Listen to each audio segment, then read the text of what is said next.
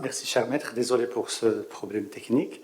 Donc, je tiens tout d'abord à remercier mon maître, professeur Mgharaoui, pour la confiance et l'invitation. Et c'est toujours un grand honneur pour moi et une indicible joie d'être ici parmi vous, parce que j'aurais tant aimé être rhumato.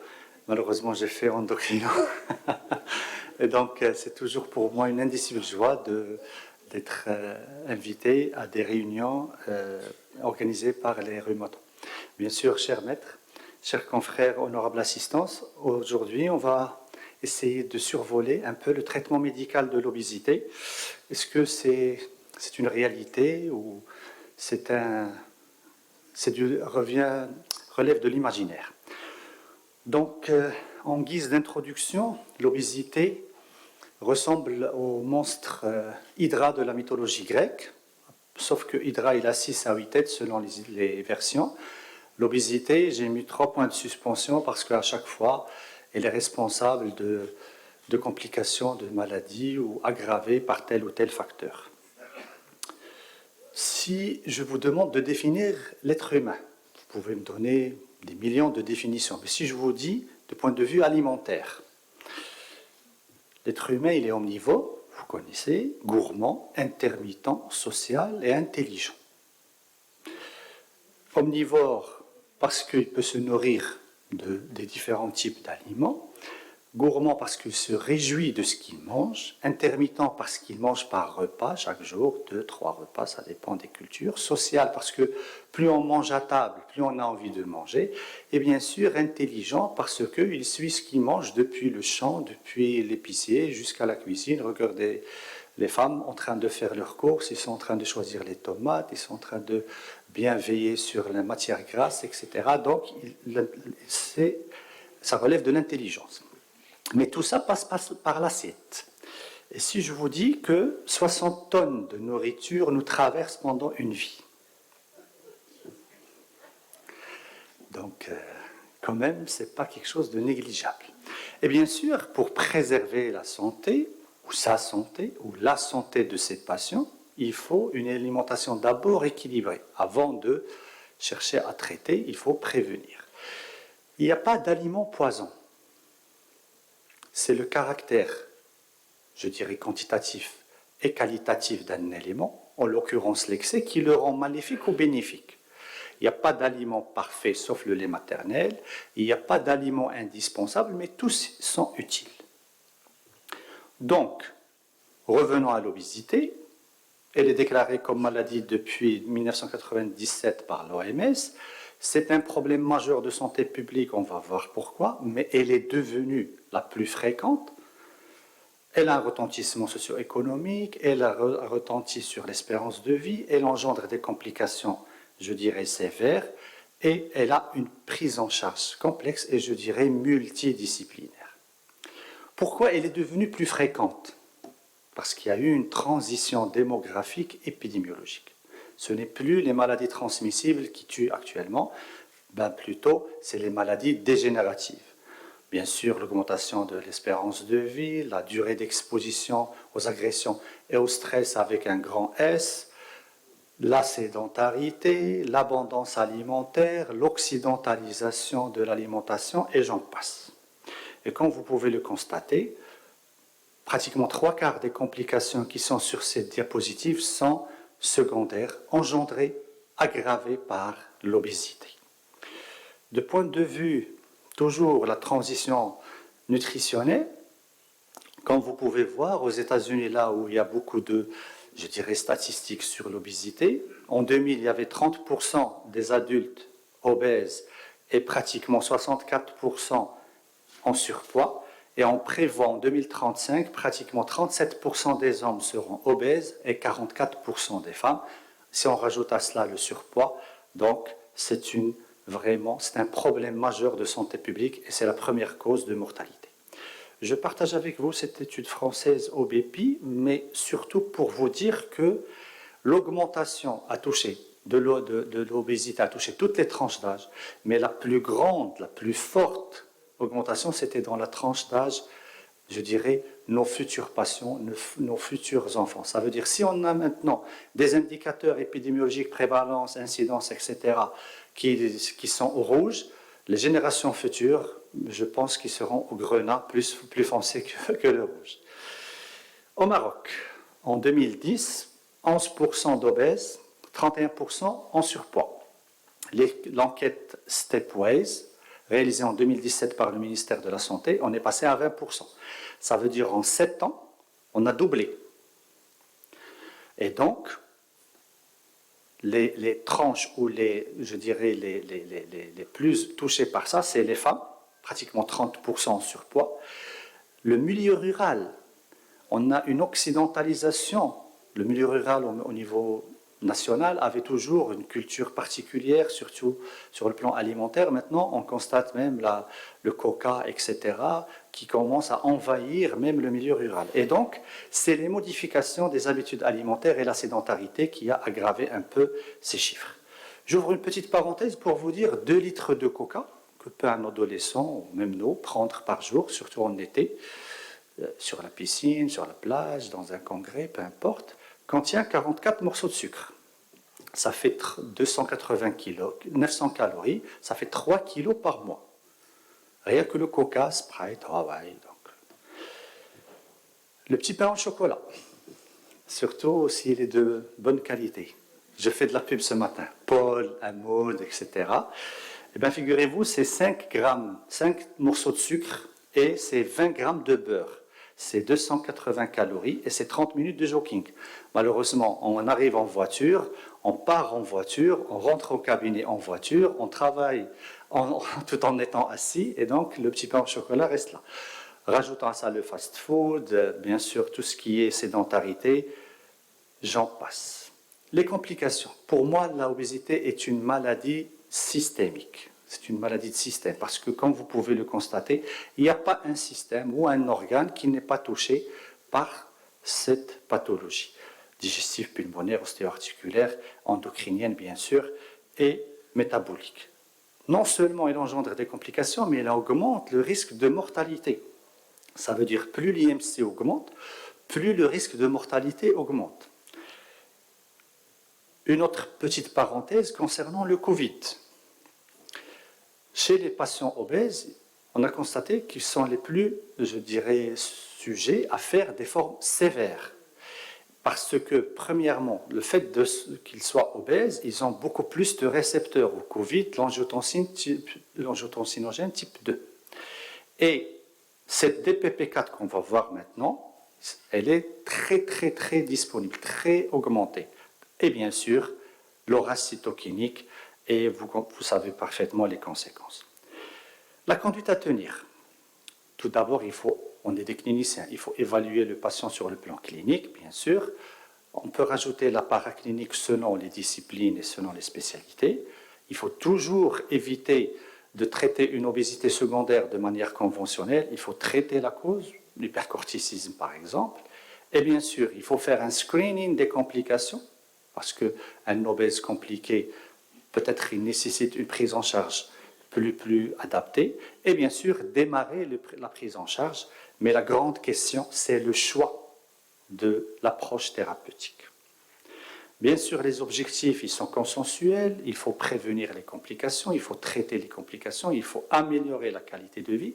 L'objectif, il doit être rationnel, 5 à 15% du poids initial dans un premier temps, 1 à 2 kg par mois dans un premier temps, c'est largement suffisant pour ne pas perdre la masse maigre, etc. Et bien sûr, il faut agir sur les comportements alimentaires et l'activité physique. Pour les modifications de mode de vie, ce n'est pas le sujet de notre présentation aujourd'hui, mais bien sûr, il faut donner des conseils alimentaires, il faut conseiller l'activité physique, il faut prendre le patient sur le plan psychologique, parce qu'on va voir, comme on a vu, elle a un retentissement psychologique, et on a 2 cartouches après, c'est le traitement médical et le traitement chirurgical. Depuis 100 ans, on essaie de traiter médicalement l'obésité. Et comme vous pouvez voir sur cette diapositive, il y avait beaucoup d'acteurs, de molécules qui ont fait leurs preuves dans un premier temps, puis certaines, ils ont été retirés du marché vu les complications. Et là, on a le Saxenda qui est l'iraglutide à la dose de l'obésité, parce qu'on a le Victoza qui est pour les diabétiques, avec une dose un peu sous-dosée. Et comme vous pouvez voir là, les deux analogues du GLP-1 qui sont, je dirais, les plus commercialisés actuellement, le sémaglutide et le liraglutide, d'ailleurs, ils sont fabriqués par le même laboratoire, donc tous, ils ont fait leurs preuves sur le plan diabète et sur le plan obésité, mais bien sûr avec des doses et des posologies différentes. Ils ont pratiquement les mêmes effets secondaires, mais là, on doit comprendre c'est quoi le rôle du GLP-1, c'est quoi l'effet incrétine. Donc le GLP-1, c'est quoi? Quand quelqu'un mange, quand le bol alimentaire arrive au niveau du tube digestif, il y a un messager qui part des cellules L et K de l'intestin, le GLP-1 et le GIP. D'ailleurs, au début, quand on a découvert ce mécanisme, cet effet incrétine, on disait le GIP, ça ne sert à rien. Je me disais toujours, c'est impossible, Dieu a fait quelque chose qui ne sert à rien au niveau du corps, c'est pas possible. C'est sûr qu'il a un rôle, mais c'est nous qui ne le connaissons pas. Maintenant, on sait le rôle du GIP et qu'il est vraiment potentialisateur du GLP-1 et qu'il a des actions encore plus favorables au niveau du tissu adipeux et au niveau de l'os. Donc, ce messager, cette hormone, part au niveau des cellules pancréatiques, elle stimule la cellule bêta et elle freine la cellule alpha, donc pour agir sur l'homéostasie glucidique. Bien sûr, le diabétique et surtout l'obèse, cette hormone est rapidement dégradée par cette dipeptylpeptidase numéro 4. Cette enzyme, elle va rapidement les détruire. Donc, en 1-2 minutes, il est détruit. Donc, cet effet incrétine, il est vraiment, je dirais, très, très court chez le patient diabétique et obèse. Mais le GLP-1 a d'autres effets au niveau du corps, pas seulement au niveau du pancréas. Donc, d'abord, au niveau du cerveau, il agit au niveau du centre de la satiété et il réduit la prise alimentaire. Il a des récepteurs au niveau central. Au niveau gastrique, il ralentit la vidange gastrique par une action via le système nerveux autonome au niveau du pylore. Bien sûr, l'action au niveau du pancréas, on l'a déjà vu. Aussi, il diminue la synthèse hépatique du glucose. Donc, c'est une action de la metformine, parce que la metformine, ce n'est pas un insulinosensibilisateur. La metformine, elle bloque la production hépatique du glucose. Et en bloquant le foie, que je schématise par la maman, le muscle qui est égoïste commence à utiliser son sucre et le tissu adipeux est mobilisé. Mais tant que le foie continue à fournir, le reste, ils vont rester, je dirais, avares.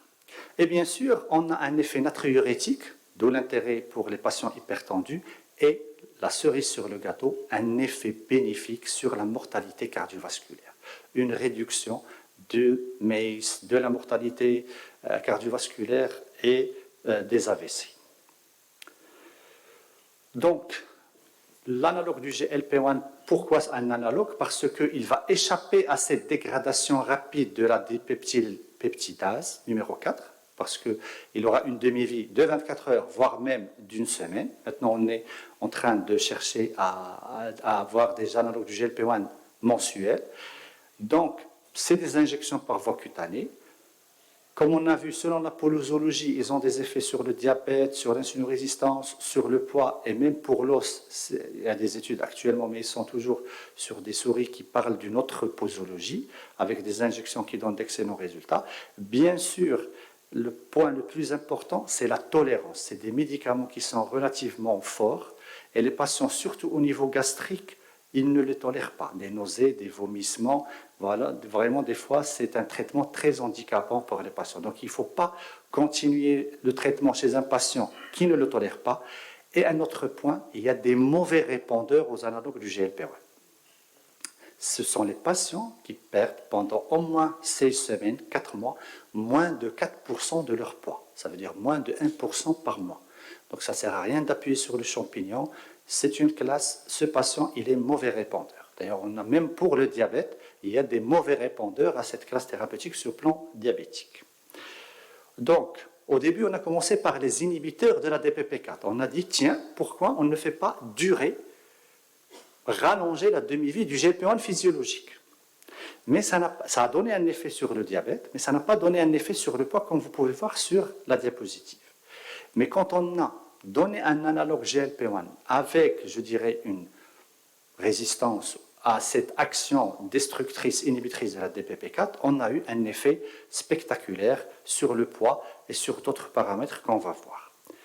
D'ailleurs, Comme vous pouvez voir sur cette diapositive, on a comparé plusieurs médications pour l'obésité et plusieurs posologies du liraglutide de 1,2 qu'on utilise pour le diabète jusqu'à 3 mg.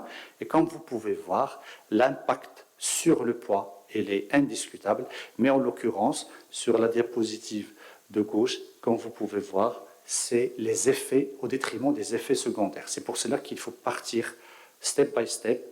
Plus le patient tolère une dose, 4 semaines, on passe à la dose suivante. Ne pas taper fort. Je vois des fois des ordonnances par des praticiens avec de fortes doses d'emblée. Le patient ne tolère pas. D'ailleurs, c'est des patients polymédicamentés. Il est déjà sous metformine ou déjà sous AINES ou quelque chose. Donc déjà, il a une sensibilité gastrique. On rajoute l'analogue du GLP-1 et donc le patient rejette tout. Et donc, on fait perdre au patient une carte qui est essentielle. Je reviens au fameux GIP, quand on disait qu'il ne servait à rien. Le futur maintenant, c'est les twin incretins. C'est les injections du GLP-1 et du GIP. Parce que le GIP, il agit au niveau du tissu adipeux en réduisant l'inflammation, en fixant encore plus les triglycérides. D'ailleurs, vous avez tous vu des patients obèses, IMC à 30, mais qui n'ont pas un tissu adipeux actif, inflammatoire, agressif. Ils n'ont pas d'insulinorésistance, ils ne sont même pas diabétiques. Et on a vu des patients, IMC 26, 27, un petit ventre et un tissu adipeux inflammatoire avec des complications et tout. Et donc, là, l'action twin incrétine permettra d'agir sur le diabète, sur le poids, avec une action synergique des deux. Et c'est ça, maintenant, le Manjaro, vous l'avez entendu certainement ce terme, c'est une twin incrétine, c'est un analogue GLP-1 et du GIP en même temps qui va faire, je dirais, d'une pierre plusieurs coups. Et là, donc, c'est les futures générations, c'est, comme vous pouvez voir, les bi-incrétines. Un point très important pour l'analogue du GLP-1, et là on va voir un peu, on arrive à l'épilogue de la présentation, il n'a pas uniquement des récepteurs, là on a vu au départ, le cerveau, l'estomac, etc. Il agit aussi au niveau du microbiote, le deuxième cerveau du corps. Et là, comme vous pouvez voir, il a des récepteurs au niveau du microbiote et il agit au niveau du système nerveux végétatif via, comme vous pouvez voir, le tryptophane qui est le précurseur de la sérotonine, et aussi par les acides gras à chaîne courte, qui sont le butyrate, l'acétate, etc., qui sont des précurseurs du GABA, qui sont des neurotransmetteurs très importants pour tout ce qui est satiété et pour tout ce qui est prise pondérale. Au niveau de l'os, là, toutes les études, ils ont prouvé que ce n'est pas l'amélioration de l'hémoglobine glyquée qui améliore le résultat au niveau de l'os. D'ailleurs, les dernières publications que j'ai vues concernant le GIP, ils parlent d'une résistance osseuse. Mais c'est toujours des études phase d'essai. Mais comme vous pouvez voir, il agit au niveau du chondrocyte, de l'adipocyte et tout ce qui est la partie graisseuse de l'articulation, au niveau des macrophages et de la synoviale proprement dite, et bien sûr au niveau de l'action des ostéoblastes et des ostéoclastes. Et donc, il y a des récepteurs, je dirais, intra-articulaires, à différents sites où le GLP-1, à partir de certaines doses, vu que chez certains patients il est rapidement détruit, donc ils ne vont pas bénéficier de ces actions au niveau ostéo-articulaire, tandis que si on fait des injections intra-articulaires, peut-être qu'on va agir directement sur ces récepteurs, comme vous voyez, c'est schématisé en rouge, sur le remodelage osseux, sur toutes ces actions que vous pouvez voir, vous êtes mieux placé pour les connaître que moi, mais aussi sans avoir les effets systémiques, les effets secondaires généraux qui peuvent arrêter le traitement. Et c'est ça la particularité de cette classe thérapeutique en matière de rhumatologie, c'est qu'on peut faire bénéficier le patient de ces effets sans avoir les effets secondaires systémiques. Et là, vous pouvez voir qu'il intervient sur plusieurs sites et sur plusieurs phénomènes physiopathologiques pouvant donner l'arthrose et d'autres maladies. L'autre versant de la prise en charge, après le traitement médical, c'est la chirurgie. Bien sûr, un peu d'histoire. La première fois, c'était en Suède. Donc la première résection qui a donné, je dirais, un résultat sur le poids. Après, c'était les États-Unis qui ont commencé par le bypass, surtout parce qu'ils ont des obèses et surtout des obèses un peu des IMC avec obésité morbide.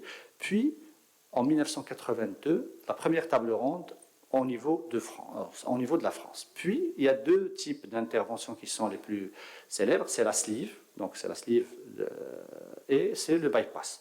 Mais il faut distinguer entre une chirurgie bariatrique et une chirurgie métabolique, parce qu'il y a l'anneau, il y a d'autres techniques. Mais le point le plus important, il ne faut pas se jeter directement à la chirurgie. Il faut commencer par un traitement médical bien conduit. Parce que maintenant, il y a beaucoup de, je dirais, pubs de ces techniques et leurs bénéfices. D'ailleurs, on a des patients qui regagnent le même poids initial, voire plus. Il y a beaucoup de, je dirais, de bouche à oreille. Les gens, ils sont recrutés facilement. Mais non, il faut d'abord commencer par un traitement médical. Et en cas d'échec, là, on peut envisager quelle chirurgie faire et pour quel patient. Bien sûr, les contre-indications sont connues, les troubles psychiatriques, l'alcoolisme, l'impossibilité d'un suivi médical parce que le geste n'est pas uniquement la chirurgie, mais il y a un suivi après, et bien sûr, l'obésité d'origine secondaire. Donc la différence entre la chirurgie métabolique et la chirurgie bariatrique, c'est que en visant de perdre du poids, on traite d'autres pathologies métaboliques. Je commence par le diabète. Tous les patients diabétiques qui ont subi une chirurgie bariatrique, surtout une sleeve, les premières 48 heures, on est obligé de les sevrer de toute médication. Ce n'est pas possible que le diabète va répondre en 48 heures.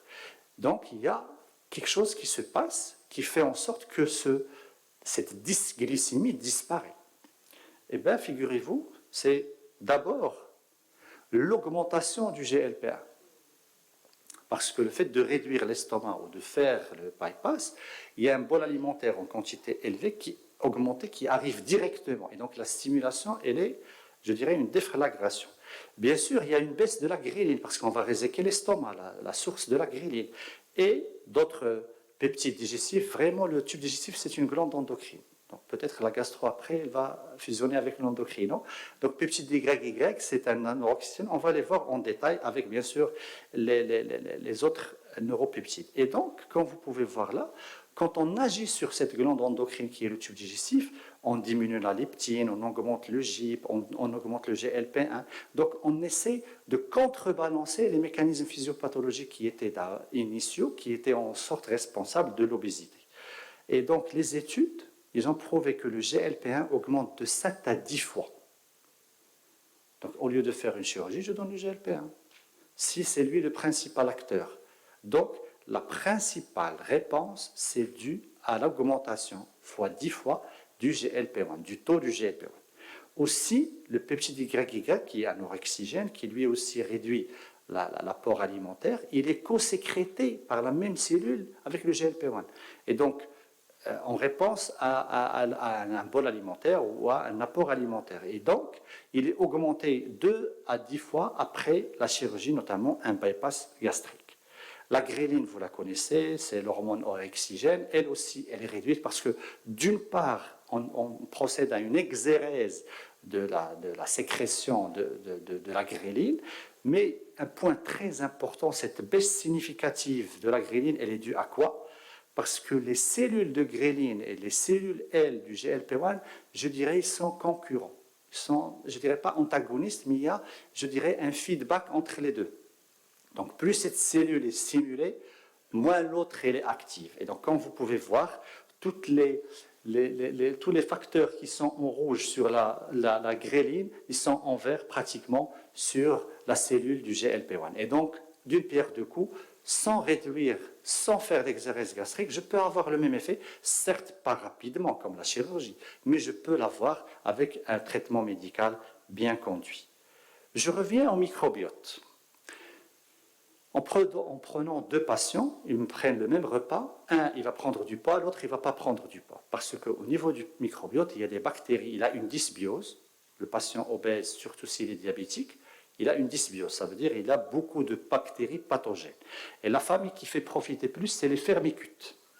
C'est une famille qui fait profiter plus le patient de ce qu'il mange et par conséquent, il favorise la prise pondérale. Eh bien, figurez-vous, avant, on disait que seul après la chirurgie, il y a une, je dirais, redistribution, normalisation du microbiote du patient. Figurez-vous, non, ce n'est pas vrai. Indépendamment de la méthode de la baisse pondérale, la métamorphose, la normalisation du microbiote va se passer. Et, toujours caractéristique du GLP-1, il augmente une famille de bactéries qui est l'Akkermansia. Tout le monde maintenant parle des familles des bactéries, des bonnes bactéries, pour avoir un microbiote sain. Et donc, c'est une autre action du GLP-1, et en l'occurrence des analogues du GLP-1, sur le microbiote. Et bien sûr, l'Akkermansia, elle est dans l'artichaut, elle est dans le brocoli, mais il faut manger un conteneur pour avoir une quantité suffisante.